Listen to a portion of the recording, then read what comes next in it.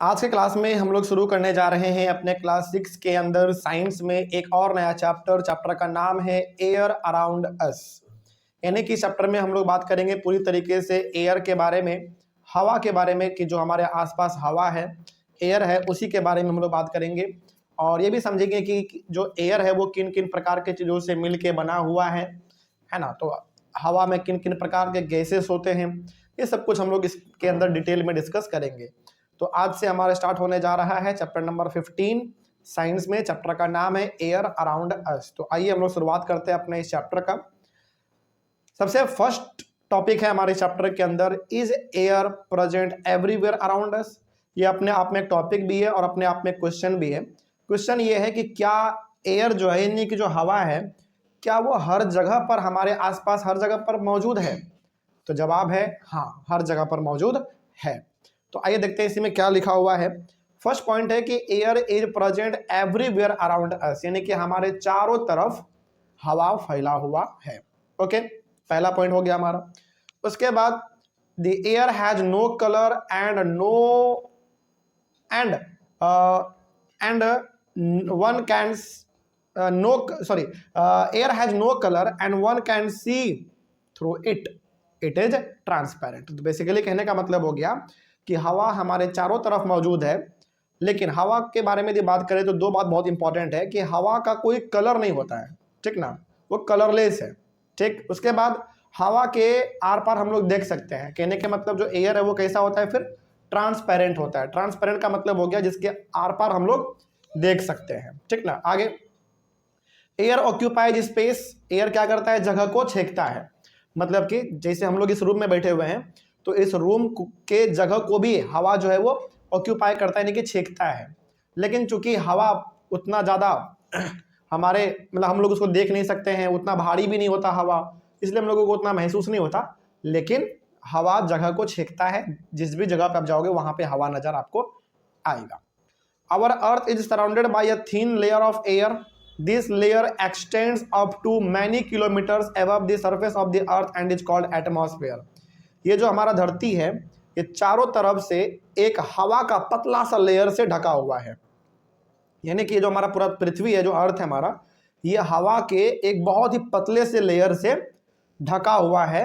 और ये जो लेयर है ये आसमान में बहुत ऊपर तक हमारा है। मतलब कि आसमान के ऊपर यदि हम लोग जाएंगे तो बहुत दूर, यानी कि बहुत आगे किलोमीटर तक, आगे मतलब बहुत दूर किलोमीटर तक हमारा ये हवा फैला हुआ है, जिसको हम लोग कहते हैं atmosphere.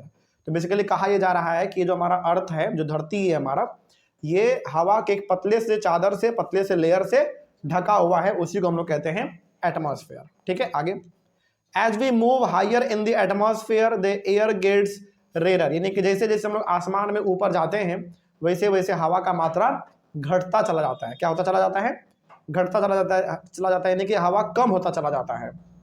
Mountaineers carry oxygen cylinders with them while climbing high mountains. इसीलिए जो माउंटेनर होते हैं, मतलब जो पहाड़ों पे चढ़ते हैं, बेसिकली वो लोगों को आप देखोगे हमेशा अपने पास वो एक गैस का, मतलब ऑक्सीजन का सिलेंडर रखते हैं अपने पास। क्यों? क्योंकि जैसे जैसे वो पहाड़ के ऊपर आसमान में जाते हैं तो वैसे वैसे ऑक्सीजन का कमी होने लगता है। तो ऑक्सीजन का जब कमी होगा तो सांस लेने में दिक्कत होगा, इसीलिए वो लोग अपने पास एक ऑक्सीजन का सिलेंडर रखते हैं, ताकि ऑक्सीजन का यदि कमी हो भी जाए तो हमारा ऑक्सीजन का जो सिलेंडर है वो पूरा कर दे। ठीक ना, तो इस तरीके से हमारा ये गया। तो टॉपिक था हमारा क्या, is air present everywhere around us. क्या हवा हमारे चारों तरफ प्रेजेंट है? बिल्कुल, जवाब है हाँ, प्रेजेंट है। नेक्स्ट टॉपिक है हमारा, what is air made up of. यानी कि ये जो हमारा एयर है, जो हवा है, ये किन चीजों से मिलके बना हुआ है। तो आइए देखते हैं हवा किन चीजों से मिलके बना हुआ है। पहला है, air is a mixture of many gases. यानी कि जो हवा है हमारा वो कई प्रकार के गैसेस से मिलके बना हुआ है। ठीक ना, तो हवा में कई सारे प्रकार के गैस नजर आएंगे आपको। For example oxygen, nitrogen, hydrogen, carbon dioxide, इतने अलग अलग प्रकार के गैसेस इसमें नजर आते हैं। लिखा हुआ है the major components of the air are as follows. अब हवा में क्या क्या आपको देखने को मिलेगा उसके बारे में आइए हम लोग समझते हैं। सबसे पहला चीज जो हवा में हम लोगों को देखने को मिलता है वो है वाटर वेपर, यानी कि पानी के बहुत ही छोटे छोटे बूंद। तो लिखा हुआ है एयर कंटेन्स वाटर वेपर, यानी कि हवा में हमको क्या नजर आएगा, वाटर वेपर नजर आ जाएगा, यानी कि छोटे छोटे पानी के बूंद नजर आते हैं। तो हवा में हमारा वाटर वेपर भी मौजूद रहता है। When air comes in contact with a cool surface, it condenses and drops of water appear on the cooled surface. अब जो कि देखो हमारे हवा में वाटर वेपर मौजूद है, पानी के छोटे छोटे बूंद है। जब वो छोटे छोटे बूंद पानी के किसी ठंडे चीज के कांटेक्ट में आता है ना, तो उसके चारों तरफ ठंडा ठंडा पानी का बूंद इकट्ठा हो जाता है। इसका एग्जांपल देते हैं आपको।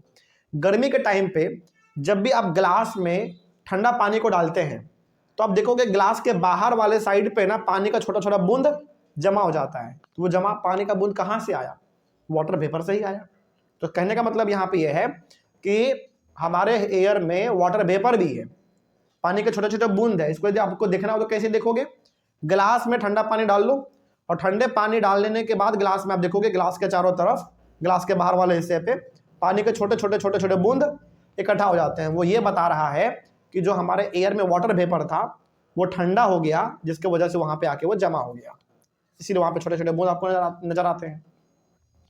The presence of water vapour in air is important for the water cycle in nature, यानी कि हवा में वाटर वेपर का होना बहुत ही ज्यादा जरूरी है और होता भी है। इसीलिए हमारा जो वाटर साइकिल है वो लगातार कंटिन्यूअसली चलता रहता है, ठीक ना। तो ये हो गया हमारा वाटर वेपर, यानी कि पहला चीज जो एयर में आपको देखने को मिलेगा वो क्या नजर आएगा? वाटर वेपर नजर आएगा। उसके बाद एयर में और क्या देखने को मिलेगा? ऑक्सीजन। ये तो सबसे इंपॉर्टेंट चीज हो गया।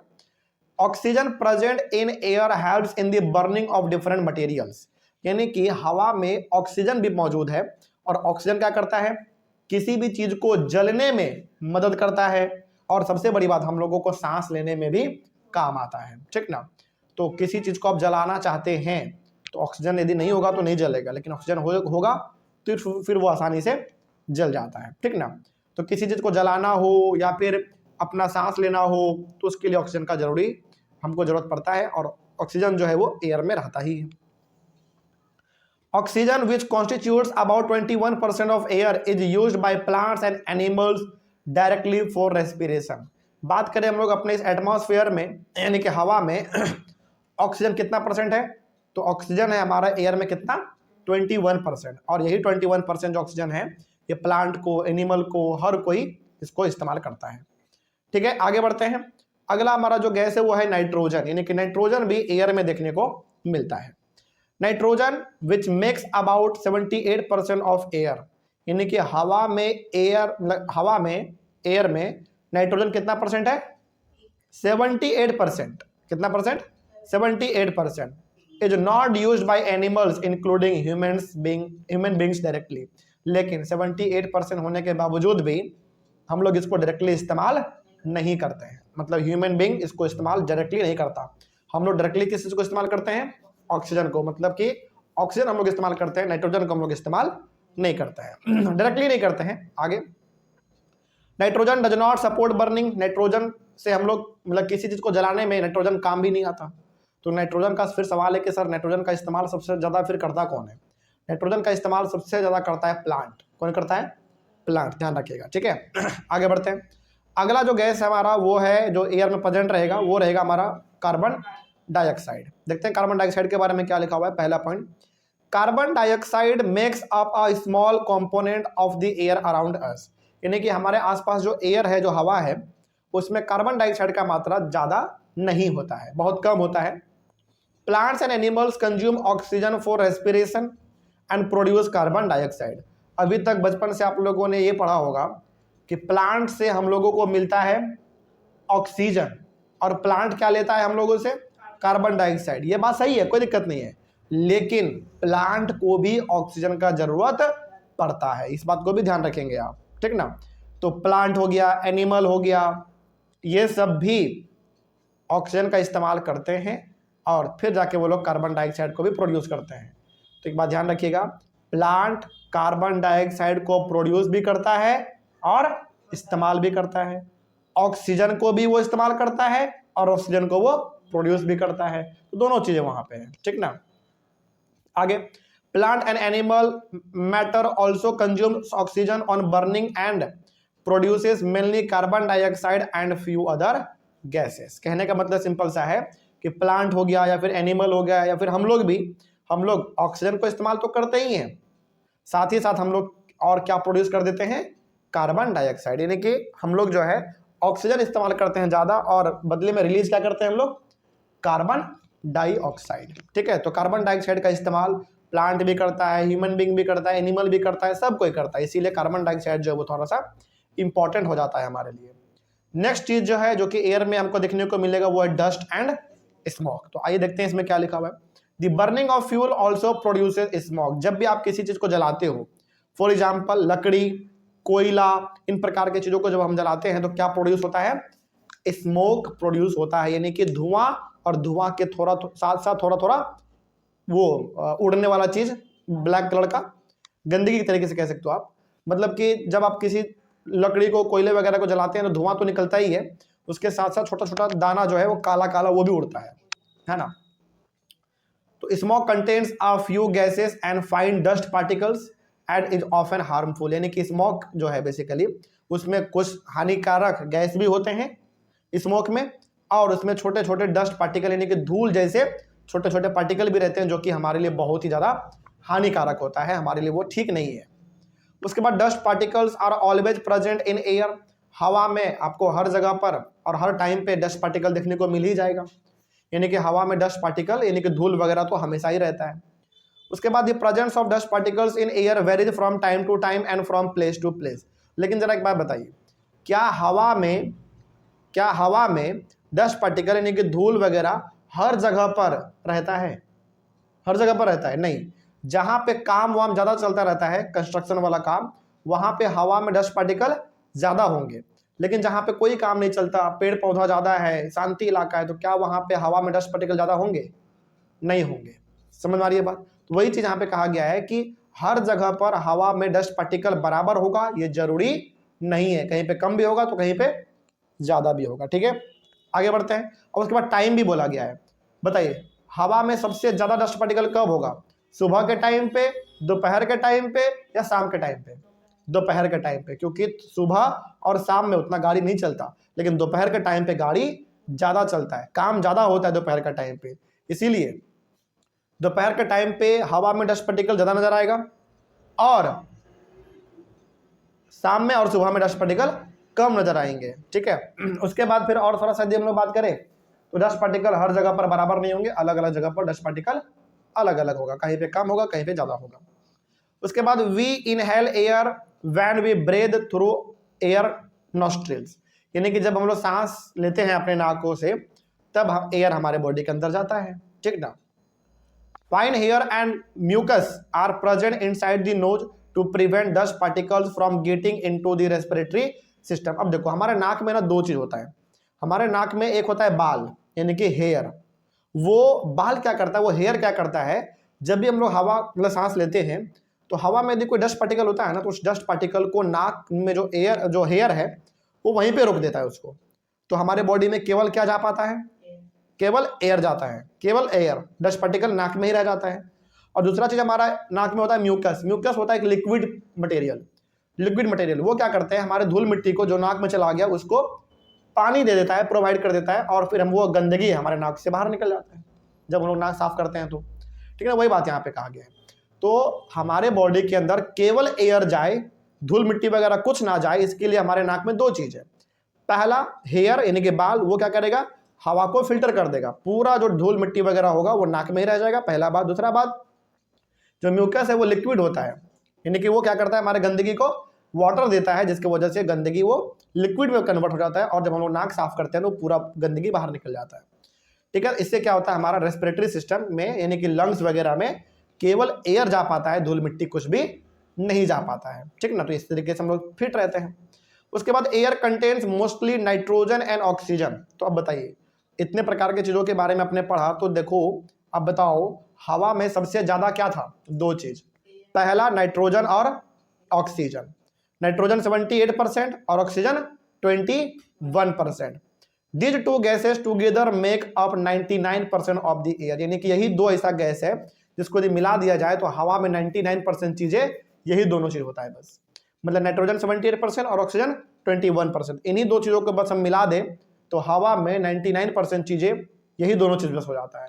तो जो 1% हमारा बचा, the remaining 1% is constituted by constituted by carbon dioxide and few other gases and water vapour. तो 1% फिर हमारा क्या है, 1% में आ गया हमारा कार्बन डाइऑक्साइड और अलग अलग प्रकार के गैसेस, जैसे हाइड्रोजन वगैरह भी हैं, कार्बन मोनोऑक्साइड भी हैं और वाटर वेपर, ये सब भी। तो 99% जो हमारे एयर में है वो दो गैस है बस, 78% नाइट्रोजन और 21% ऑक्सीजन। इन्हीं दोनों को मिला के हमारा एयर हो गया 99%। 1% जो हमारा एयर में होता है वो होता है अलग अलग प्रकार के गैसेस। एग्जाम्पल के तौर पे कार्बन डाइऑक्साइड होगा, हाइड्रोजन होगा, कार्बन मोनोऑक्साइड होगा, है ना, वाटर वेपर होगा, ये सबको मिला के 1% बस। तो यहां तक समझ में आ गया सबको, कोई दिक्कत है यहाँ पे? चलिए अगला टॉपिक हमारा है, how does oxygen become available to animals and plants living in water and soil. तो इसको हम लोग अपने अगले क्लास में डिस्कस करते हैं। मिलते हैं हम लोग अपने अगले क्लास में। Thank you very much. आज के क्लास में हम लोग शुरुआत करेंगे अपने नए टॉपिक का। टॉपिक का नाम है how does oxygen become available to animals and plants living in water and soil. यानी कि जो भी जानवर पानी में रहते हैं या फिर जिस भी प्रकार के जानवर मिट्टी में रहते हैं, यहाँ पे जानवर का मतलब क्या है, पानी में रहने वाले जानवर का मतलब एक्वेटिक एनिमल, फॉर एग्जांपल मछली वगैरह, और मिट्टी में रहने वाले एनिमल का मतलब क्या है, जो मिट्टी में कीड़े मकोड़े रहते हैं ना, उसके बारे में बात कर रहे हैं। तो इन प्रकार के चीज़ों को किस तरीके से ऑक्सीजन मिलता है और ये किस तरीके से जिंदा रहते हैं, इन्हीं चीज़ों के बारे में हम लोग डिस्कस करेंगे अपने इस टॉपिक के अंदर। तो आइए शुरुआत करते हैं अपना सबसे फर्स्ट टॉपिक। टॉपिक का नाम है When we heat the water, the air dissolve in it escapes। अब देखो होता क्या है ना, बेसिकली जब भी हम लोग पानी को गर्म करते हैं तो पानी में, देखो एक बात ध्यान रखना, वाटर जो है ना वो दो प्रकार के गैस से मिलके बना हुआ है, एक हाइड्रोजन गैस और दूसरा एक ऑक्सीजन गैस। ओके, तो ध्यान रखिएगा इस बात को। तो वाटर हमारा दो गैस से मिलके बना हुआ है, एक हाइड्रोजन और एक ऑक्सीजन। तो जब भी हम लोग पानी को गर्म करते हैं तो उस पानी में जो भी हमारा ऑक्सीजन होता है ना वो पूरी तरीके से डिजॉल्व हो जाता है हमारे आसपास के माहौल में। वही बात यहाँ पे लिखा हुआ है कि when we heat the water the air dissolve in it escapes. अब देखो जब भी आप पानी को गर्म करते हो तो उस पानी में जो ऑक्सीजन का मात्रा है वो हमारे आसपास वाले माहौल में घुल मिल जाता है, पूरी तरीके से वो हवा में मिल जाता है। ठीक है, The animals living in water use the dissolved oxygen in water। अब चूंकि जैसे हमारा पानी है, जैसे समुद्र है, तो समुद्र में पानी है तो पानी मिलके बना हुआ दो गैस से, एक हाइड्रोजन गैस और एक ऑक्सीजन गैस। तो जब उस पानी के ऊपर सनलाइट पड़ता है, सूरज की रोशनी पड़ती है, तो वो पानी क्या हो जाता है, समुद्र के पानी गर्म हो जाते हैं। और जैसे ही वो समुद्र का पानी गर्म होता है वैसे ही उस पानी के अंदर जो हमारा ऑक्सीजन मिला हुआ है वो पूरी तरीके से पानी में और घुल मिल जाता है पूरी तरीके से। ठीक है ना, यानी कि आप कह सकते हो कि पानी से ऑक्सीजन अलग हो जाता है। When the water is poured on the lump of soil, it displaces the air which is seen in the form of bubbles। पहले तो हम लोग बात करते हैं पानी में रहने वाले जो जानवर होते हैं वो ऑक्सीजन को कैसे इस्तेमाल करते हैं। समझिए, सिंपल सा होता क्या है ना, पानी हमारा दो गैस से मिलकर बना हुआ, एक ऑक्सीजन और एक हाइड्रोजन। तो सुबह के टाइम पे जब ऑक्सीजन, मतलब कि सुबह के टाइम पे जब सनलाइट पानी के ऊपर पड़ती है तो पानी को वो गर्म कर देती है, और पानी गर्म होने की वजह से पानी का जो ऊपर वाला पार्ट है वो गर्म होता है सबसे पहले, क्योंकि वो ऊपर में है। तो वो हाइड्रोजन और गैस दो गैस में कन्वर्ट हो जाता है, और जो ऑक्सीजन है वो पूरी तरीके से इस्तेमाल कर लेता है पानी में रहने वाले जानवर। ओके, आगे बढ़ते हैं। अब हम लोग बात करें मिट्टी के बारे में।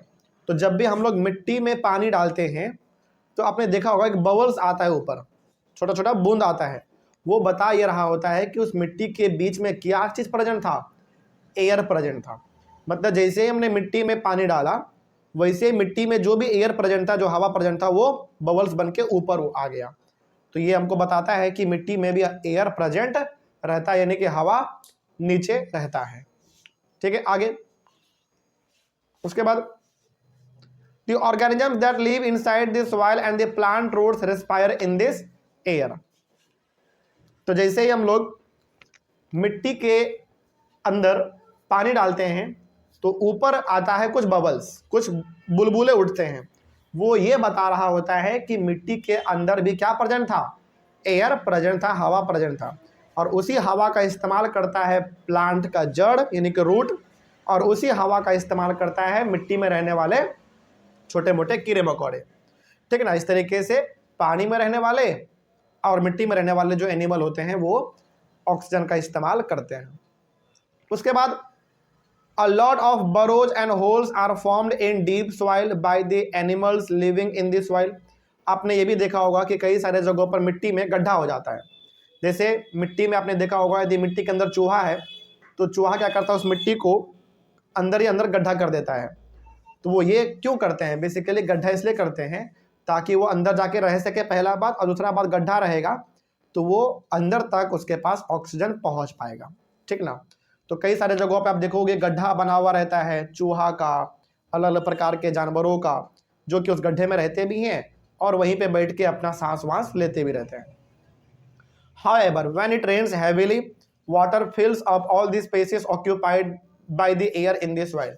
लेकिन जब बारिश हो जाता है, बहुत ज़्यादा बारिश हो जाता है, तो उसी होल में बरसात का पानी घुस जाता है, जिसके वजह से उस जानवर को रहने में गड्ढे के अंदर दिक्कत होता है। तो बरसात के टाइम पे फिर गड्ढे से बाहर निकल जाता है, क्योंकि गड्ढा पानी से भर जाएगा तो हवा आने जाने के लिए जगह नहीं बचेगा, इसीलिए उनको दिक्कत होता है। इसलिए बरसात के टाइम पे सारे जानवर अपने बिल से यानी कि अपने होल से बाहर निकल जाते हैं। In this situation, animals living in this soil have to come out for respiration. तो उसके बाद क्या होता है, जानवर को यदि सांस लेना है, जो कि गड्ढे में थे, यदि उनको सांस लेना है तो सांस लेने के लिए वो ऊपर आ जाते हैं, जमीन के ऊपर आ जाते हैं, ठीक है। तो इस तरीके से पूरा हमारा सिस्टम जानवरों का चलता है जो कि मिट्टी में रहते हैं। उसके बाद हमारा नया टॉपिक है how is the oxygen in the atmosphere replaced, यानी कि एटमॉस्फेयर में ऑक्सीजन जो है वो किस तरीके से रिप्लेस होता रहता है, मतलब कि खत्म हुआ फिर बन गया, फिर खत्म हुआ ऑक्सीजन फिर बन गया, फिर ऑक्सीजन खत्म हुआ फिर बन गया, ये कैसे चलता है। तो आइए इसके बारे में हम लोग बात करते हैं। पहला, during photosynthesis plants make their own food and oxygen. देखिए हमने बचपन वाले क्लास में भी पढ़ा है कि प्लांट जो है वो अपना भोजन अपने से बनाता है और उस प्रोसेस को हम लोग क्या बोलते हैं, फोटोसिंथेसिस बोलते हैं। यानी कि प्लांट अपना भोजन अपने से बनाता है, किस प्रोसेस को फॉलो करके, फोटोसिंथेसिस प्रोसेस को फॉलो करके। तो फोटोसिंथेसिस में प्लांट दो चीज करता है, पहला अपना भोजन तो बनाता ही है, साथ ही साथ वो ऑक्सीजन भी बनाता है, ठीक ना। वो ऑक्सीजन वो हम लोगों को दे देता है इस्तेमाल करने के लिए। Plants also consume oxygen for respiration but they produce more of it than they consume. यानी कि प्लांट ने जो ऑक्सीजन बनाया वो ऑक्सीजन का कुछ पार्ट प्लांट खुद भी इस्तेमाल करता है और उसका आधा से ज्यादा पार्ट वो हम लोगों को इस्तेमाल करने के लिए दे देता है, ठीक ना। तो इसका मतलब होगा कि प्लांट भी ऑक्सीजन इस्तेमाल करता है लेकिन वो कम इस्तेमाल करता है, ज्यादा पार्ट वो हम लोगों को इस्तेमाल करने के लिए दे देता है। It is obvious that animals can not live without plants. ये बिल्कुल सही बात है कि जो एनिमल है या फिर जो हम लोग हैं बिना प्लांट के जिंदा नहीं रह सकते हैं, क्योंकि भाई हमको चाहिए ऑक्सीजन, ऑक्सीजन हमको देगा कौन, प्लांट देगा, और प्लांट ही नहीं रहेगा तो क्या हम लोग जिंदा रह पाएंगे, कभी नहीं रह पाएंगे। आगे, the balance of oxygen and carbon dioxide in the atmosphere is maintained through respiration in plants and animals and by the photosynthesis in plants। अब देखो हमारे आसपास दोनों प्रकार के गैस का होना जरूरी है, कार्बन डाइऑक्साइड भी और ऑक्सीजन भी। तो ये दोनों बैलेंस कैसे रहता है उसको समझते हैं। देखो प्लांट ने हमको क्या दिया, ऑक्सीजन, और हमने प्लांट को क्या दिया, कार्बन डाइऑक्साइड। तो दोनों एक दूसरे के सामानों को इस्तेमाल करते हैं लगातार, इस तरीके से दोनों हो जाता है बैलेंस, तो किसी को भी कोई समस्या देखने को नहीं मिलता है। इसी तरीके से हमारे एनवायरनमेंट में कार्बन डाइऑक्साइड और ऑक्सीजन का जो मात्रा है वो मेंटेन रहता है, बरकरार रहता है, ना घटता है और ना ही बढ़ता है। और सबसे बड़ी बात, फोटोसिंथेसिस जब प्लांट करता है यानी कि जब अपना भोजन बनाता है तो उस समय पे वो ऑक्सीजन को और रिलीज करता है, इसकी वजह से हमारे आसपास ऑक्सीजन का कभी कोई कमी ही नहीं हो पाता है। तो इस तरीके से कार्बन डाइऑक्साइड और ऑक्सीजन का मात्रा जो वो दोनों बराबर रहता है, मेंटेन रहता है। This shows the interdependence of plants and animals। ये दिखाता है कि प्लांट और एनिमल दोनों आपस में क्या है, एक दूसरे के ऊपर डिपेंड है, यानी कि दोनों को एक दूसरे का जरूरत पड़ता है। आगे बढ़े हम लोग, चलिए उस तरीके से हमारा हो गया कंप्लीट। इसी टॉपिक के अंदर हमारा एक छोटा सा पार्ट है विंड मिल के बारे में। विंड मिल देखते हैं क्या है ये हमारा विंड मिल। इसमें सबसे पहला पॉइंट लिखा हुआ है the wind mill makes the wind mill rotate. Basically wind mill क्या होता है, आपने मूवी वगैरह में देखा होगा, फिर अपने फोटो में भी देखा होगा कि बड़ा सा पोल होता है, उस पोल में पंख लगे होते हैं, पंख मतलब पंखी, जैसे फायर में होता है ना 3 ब्लेड, उसी तरीके से इसमें भी 3 ब्लेड लगे रहते हैं। और वो जब ब्लेड हवा की वजह से घूमता है तो उस विंड मिल के नीचे लगा रहता है जनरेटर, वो स्टार्ट होता है, उससे बनता है बिजली। समझ में आ रही है बात। और विंड मिल का इस्तेमाल पहले के टाइम पे और भी कई प्रकार के चीज़ों के लिए किया जाता था, लेकिन एक हमारा बिजली बनाने के लिए भी विंड मिल का इस्तेमाल होता है। तो विंड मिल का मतलब सिंपल सा हो गया कि एक बड़ा सा पोल होता है, उस पोल के टॉप पे 3 पंखे लगे होते हैं, जब वो हवा की वजह से घूमता है तो हमारा बिजली बनता है। लेकिन विंड मिल का इस्तेमाल और भी कई सारी चीज़ों के लिए किया जाता था। आगे बढ़ते हैं। The windmill is use to draw water from tube wells and to run flour mills. पहले के टाइम पे विंड मिल का इस्तेमाल कुएं से, मतलब विंड मिल का इस्तेमाल पहले के टाइम पे जमीन के नीचे से पानी बाहर निकालने के लिए भी होता था। यानी कि विंड मिल का इस्तेमाल पहले जमीन के नीचे से बाहर पानी निकालने के लिए भी होता था, और आटा चक्की जो होता है जिसमें हम लोग जिस मशीन में आटा को पीसते हैं, उस चीज को चलाने के लिए भी विंड मिल का इस्तेमाल किया जाता था। Windmills are also used to generate electricity, यानी कि बिजली बनाने के लिए भी, जिस बिजली को हम लोग आज इस्तेमाल करते हैं इलेक्ट्रिसिटी को, इसको बनाने के लिए भी विंड मिल का इस्तेमाल किया जाता था। बेसिकली इसमें होता क्या था ना, इसमें होता क्या था कि विंड मिल बड़ा सा एक पहले तो पोल होता है बड़ा सा, उसके टॉप पे पंख लगे होते हैं 3 गो। जब हवा चलता है तो पंख घूमता है, और पंख घूमने की वजह से क्या होता है, उस विंड मिल के नीचे लगे होते हैं जनरेटर, वो जनरेटर स्टार्ट होता है, और जनरेटर जब स्टार्ट होता है तो बिजली अपने आप प्रोड्यूस हो जाता है, ठीक है ना। तो बड़ा सिस्टम उसमें काम करता है। आगे उसके बाद है हमारा air helps in the movements of selling याच, ग्लाइडर्स, पैरासूट्स एंड एरोप्लेन। हवा के बारे में यदि और बात करें तो हवा हम लोगों को सांस लेने में तो मदद करता ही है, साथ ही साथ हवा जो है और भी कई प्रकार के चीज़ों को करने में हमको सपोर्ट करता है, हेल्प करता है। जैसे सेलिंग याच यानी कि नाव चलाना हो, ग्लाइडिंग यानी कि ग्लाइडिंग करना हो पहाड़ों पे जाके, पैरासूट से उड़ना हो, इन सब चीज़ों के लिए, एरोप्लेन को उड़ना हो, है ना, इन सब चीज़ों को मदद कौन करता है, हवा ही करता है, इन सबको सपोर्ट करता है, तब ये जाके अपना काम कर पाते हैं। Birds, bats and insects can fly due to the presence of air, यानी कि हवा होने के वजह से ही हमारे अलग अलग प्रकार के जो पक्षी हैं वो उड़ पाते हैं। यदि हवा नहीं होता तो पक्षी भी आपको नजर आज नहीं आता, ठीक ना। Air also help in the dispersal of seeds and pollen of flowers of several plants. हवा की वजह से ही क्या होता है, एक प्लांट का जो फ्लावर होता है या फिर जो सीड होते हैं, हवा के चलने के वजह से उस प्लांट का सीड यानी कि बीज किसी दूसरे जगह पे जाके गिर जाता है, और वो जहाँ पे गिरा वहीं पे उसको हवा पानी सही तरीके से मिल गया तो वहीं पे एक नया प्लांट हमारा ग्रो कर जाता है। तो इस तरीके से हमारा ये पूरा काम कौन कर देता है, हवा हमारे लिए आसान कर देता है। Air plays an important role in water cycle.